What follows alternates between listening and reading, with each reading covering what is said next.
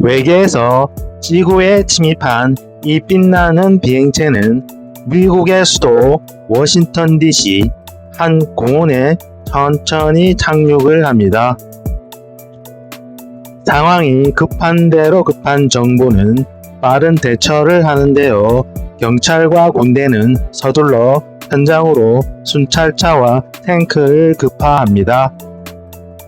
이를 구경하기 위한 인파가 구름대처럼 몰려들었고, 그때 우주선에서 그 무엇인가가 모습을 드러내는데요. 그는 클라투입니다.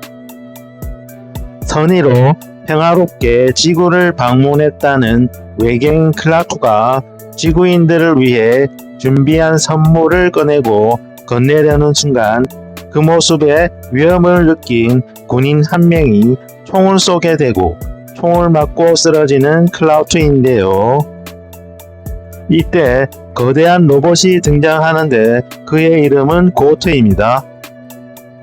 비행선을 둘러싸고 있던 군중들은 혼비백산하며 도망을 가고 군인들도 고트의 위압감에 뒤로 주춤거리는데요.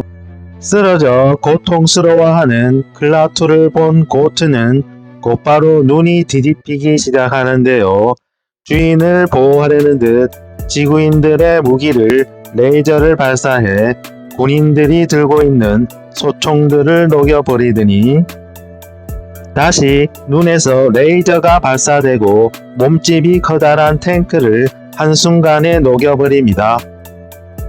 하지만 클라투는 고트를 정지시킵니다.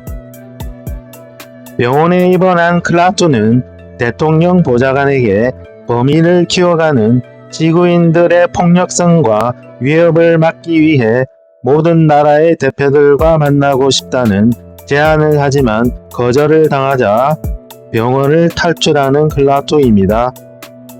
그와 동시에 로봇 고트의 움직임도 멈추게 되는데요. 클라투는 본인의 정체를 속이고 카펜터라는 이름으로 하숙을 놓은 헬렌이 사는 집으로 숨어듭니다. 그날 이후 클라투는 우주선 내부로 들어가서 우주선에 있는 장치를 작동시킵니다. 지구인들에게 본인의 메시지를 강력하게 전달하기 위해 전 세계의 모든 기계 장치들을 30분간 정지시키기도 하는데요. 그야말로 지구가 멈추는 날입니다. 이후 정체가 탄로난 클라투는 군인들에게 쫓기는 신세가 되고 클라투의 진심을 이해한 헬렌은 그를 데리고 도망을 칩니다. 그러나 클라투는 앞뒤로 포위당한 상황에서 택시에 내려 달아나려다 또 한 번 군인들의 총에 맞고 쓰러지는데 헬렌이 쫓아가 보지만 결국 사망하게 됩니다. 이를 감지한 고트는 자신을 감싼 것을 다 녹여버리고 지구를 파괴시키기 위한 시스템을 가동하는데요. 그때 마침 헬렌이 나타납니다.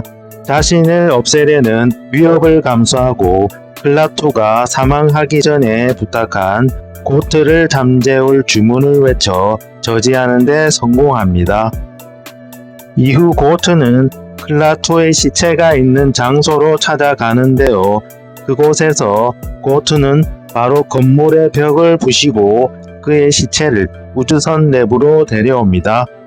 고트는 헬렌을 뒤로하고 클라투를 어떤 장치에 눕히고 전원을 켰다가 잠시 후 끄는데요. 그런데 죽었던 클라투가 다시 되살아납니다. 우주선 앞으로 각국의 대표들이 모인 자리에 고트와 헬렌 그리고 우주복을 입은 클라투가 등장합니다. 그는 지구인들에게 은하계에 위협이 되는 폭력적인 무기들을 사용하지 말라는 마지막 경고의 메시지를 전합니다. 그리고 헬렌에게 가벼운 손인사로 고마움의 표시를 전하고 우주선으로 들어갑니다. 그렇게 지구를 떠나는 클라투와 로봇 고트, 이렇게 유행을 선도한 명작 SF 영화는 대단원의 막을 내립니다. 산을 탐험하는 산악인이 어떤 물체와 마주치는데요. 그런데 그 물체에서 환한 빛이 강하게 새어나오고 의식을 잃었다가 깨어났을 때 물체는 사라져 없었고 손에는 DNA 샘플이 채취된 것처럼 보이는 흉터가 남아 있었죠. 빠르게 움직이는 물체가 맨하탄에 영향을 미칠 것으로 예측이 되는 가운데 헬렌을 포함한 과학자들이 소집이 됩니다. 그 물체는 흙먼지를 일으키며 센트럴 파크에 착륙을 하는데 우주선으로 밝혀지죠.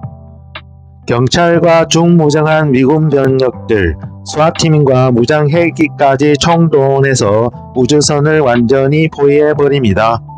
우주선에서 한 외계인이 나타나자 헬렌이 외계인을 맞이하기 위해 나가는데 그러나 총에 맞고 바로 쓰러지죠. 그때 우주선에서 거대한 로봇이 등장하는데 고트입니다. 부상당한 외계인을 보호하려는 듯 눈을 부라리는데 모든 기기들의 전원이 셧다운되고 고음을 내면서 주변의 모든 걸 무력화시킵니다. 하지만 외계인은 고트에게 어떤 명령을 내리자 고트는 바로 동작을 멈추게 됩니다. 한편 외계인은 병원으로 실려오게 되는데 그는 바로 클라투입니다. 클라투는 레지나 잭슨 국방장관에게 자기가 지구를 구하는 것에 대해서 지구의 지도자들과 얘기를 나누기 위해 파견된 문명 집단의 대표라고 알려주지만 곧바로 신문실로 끌려오는데요. 인내심의 한계를 느꼈던지 반대로 신문을 해버리고 경비원들을 제압하고 바로 탈출을 시도합니다.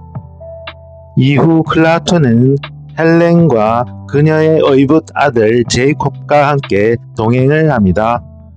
정부는 남아있는 고트에게 드론을 투입해서 공격을 하는데 그러나 고트는 레이저를 발사해 드론을 지상에 배치해 놓은 탱크로 유도해 자폭시켜 버립니다. 한편 버나트 교수의 집에서 제이콥이 신고를 하게 되고 클라투, 헬렌과 제이콥이 도주하는 과정에서 헬렌이 체포가 되죠. 나머지 헬기들은 대담하게 클라투를 없애려 하는데 클라투는 자신에게 조준하는 레이저를 이용하는데 헬기들은 충돌하여 추락합니다. 지하시설로 옮겨진 고트의 강철 같은 몸체는 수많은 나노 로봇이 되어 그 무리를 짓는데요. 본격적으로 지구 멸망 프로젝트를 가동합니다.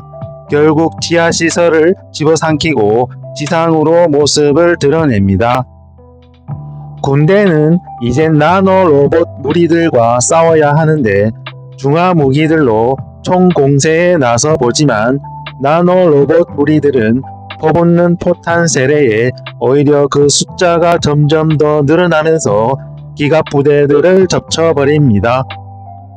인간들이 이루어 놓은 문명들을 그 흔적조차도 남기지 않으려는 나노 로봇 무리들입니다. 경기장 하나를 덮칠 정도가 아니라 도시 전체를 집어삼킬 정도로 기하급수적으로 늘어나 있었죠. 클라투, 헬렌과 제이콥은 우주선까지 도착해 위협적인 나노 무리들에서 벗어날 수는 있었는데요. 그런데 나노 로봇이 이미 제이콥과 헬렌의 체내로 침투해 버린 겁니다. 클라투는 신통방통하게도 두 사람의 몸속에서 나노 로봇들을 밖으로 유인하듯이 빼내어 주게 되고 헬렌에게 버나트 교수의 위기가 닥치면 변한다는 말이 맞는 것 같다고 전하며 나노 로봇 무리를 헤쳐 우주선으로 갑니다. 그리고 자신이 가동한 지구 초토화 계획을 정지하고 나노 로봇 무리를 비활성화 시켜버립니다. 그럼으로써 인류를 구하게 되는 거죠. 그리고 온 세상은 암흑천지가 되어버리고 모든 기기들은 일제히 가동이 멈추게 됩니다. 사실상 지구가 멈추는 날이 되어버린 겁니다. 두 사람을 뒤로하고 우주선은 강렬한 빛을 발산하며 지구를 벗어나 우주를 향해 날아갑니다.